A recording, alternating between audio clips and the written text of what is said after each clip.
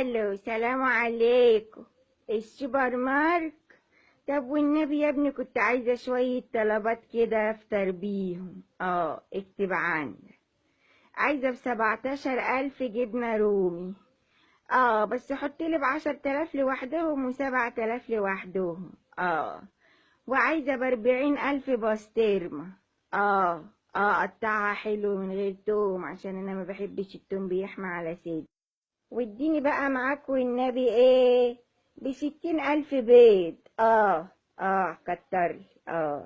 وبقولك ايه، عندك فينو؟ طيب حلو اوي. هاتلي ب2,500 فينو. ماشي، خليهم ب5,000 عشان انا صاحية من النوم جعان. هاتلي ب5,000 فينو، بس حطلي بكل 2,500 لوحدهم.